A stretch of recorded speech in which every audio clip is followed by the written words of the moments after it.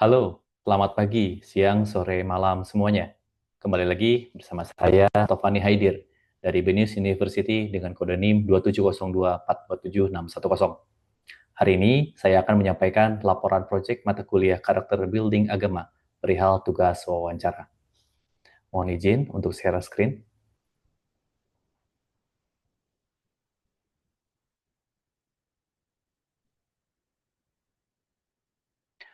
Oke, mohon izin untuk berikutnya saya akan menggunakan bahasa yang lebih santai agar bisa lebih mudah dipahami bersama. Dalam beberapa menit ke depan, kita akan membahas topik yang sangat relevan, yakni moderasi beragama di dunia kerja. Hasil wawancara saya dengan seorang narasumber yang bernama Haji Sodik Solikin. Tapi tenang saja, ini bukan ceramah, tapi obrolan santai tentang bagaimana kita bisa menciptakan harmoni dan tetap produktif di tengah perbedaan. So, mari kita mulai ceritanya. Sebelumnya, saya ingin coba kita mengajak untuk memperhatikan gambar ini. Kelihatannya adem dan kolaboratif ya. Ini adalah gambaran ideal lingkungan kerja yang akan kita diskusikan hari ini. Hal-hal yang menjadi latar belakang STGS dan harmoni kerja. Kenapa topik ini menjadi penting? Karena ini bukan cuma soal urusan kantor. Ini sejalan dengan cita-cita global.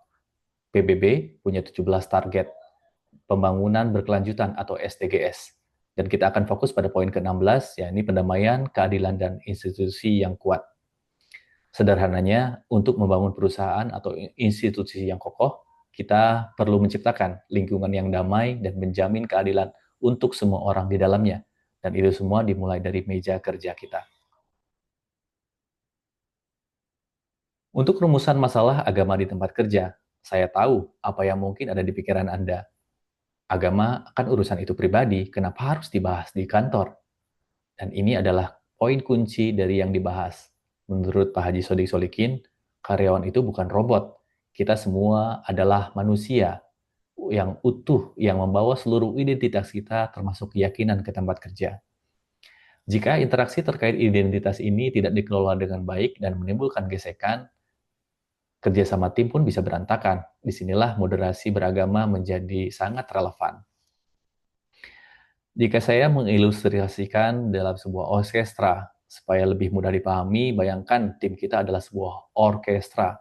Setiap dari kita adalah unik, memainkan alat musik yang berbeda dengan keahlian pun yang berbeda. Apa jadinya kalau pemain drum memainkan seenaknya tanpa peduli main biola? Musiknya pun pasti hancur kan? Jadi, moderasi beragama adalah dirijennya. Tugasnya bukan mengubah cara Anda bermain, tapi memastikan semua bermain sesuai porsinya, saling mengisi, sehingga menghasilkan harmoni yang indah. Lingkungan yang harmonis dan inklusif seperti ini pun terbukti membuat karyawan lebih loyal dan tidak stres, sehingga kreativitas pun meningkat. Hasil temuan moderasi beragama penting pun ini untuk dicatat. Moderasi bukan berarti kita jadi kurang religius, sama sekali bukan. Kita tetap taat pada keyakinan, tapi juga tetap menghormati hak rekan kerja kita. Ini juga lebih dari sekedar toleransi. Toleransi itu mungkin pasif, sekedar membiarkan. Moderasi pun itu proaktif. Kita ikut memastikan rekan kerja merasa nyaman dan bisa bekerja sama. Contohnya simpel, mempertimbangkan jadwal ibadah atau saat merencanakan rapat, atau menyediakan pilihan makanan halal saat ada acara kantor. Hal-hal kecil seperti ini dampaknya cukup besar. Bagaimana solusi yang ditawarkan dan bagaimana untuk implementasi yang praktis? Lalu bagaimana perusahaan kita bisa menumbuhkan sikap ini? Pertama, pimpinan harus menjadi teladan.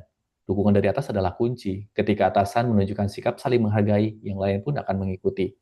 Yang kedua, fokusnya adalah pada hal-hal yang relevan dengan pekerjaan sehari-hari dan memberikan manfaat nyata, bukan pada perdebatan doktrin. Kemudian, apa dampak pada hak asasi dan institusi yang kuat? Manfaatnya bukan cuma soal produktivitas kok, tapi juga menyentuh hak asasi manusia. Praktik ini melindungi hak fundamental karyawan untuk merasa aman menjadi diri sendiri mereka sendiri, termasuk dalam menjalankan keyakinan. Contohnya, jika ada karyawati yang berhijab, tidak perlu cemas diperlakukan berbeda, atau karyawan bisa tenang saat mengajukan izin untuk perayaan keagamaan. Ini membuktikan bahwa perusahaan Anda adalah institusi yang adil dan inklusif, sesuai tujuan SDGs. Kemudian apa kesalahan terbesar dan langkah pertamanya? Kesalahan terbesar yang bisa kita lakukan adalah mengabaikan isu ini. Berpikir masalahnya akan selesai sendiri. Ingat, gesekan kecil yang didiamkan bisa menjadi api besar. Itu yang penting. Jadi, apa salah satu langkah yang praktis yang bisa kita semua lakukan? Mulailah coba mendengarkan. Ciptakan sesi diskusi yang informal dan tanyakan satu hal ini. Apa yang bisa kita lakukan agar tempat kerja ini lebih nyaman bagi semua?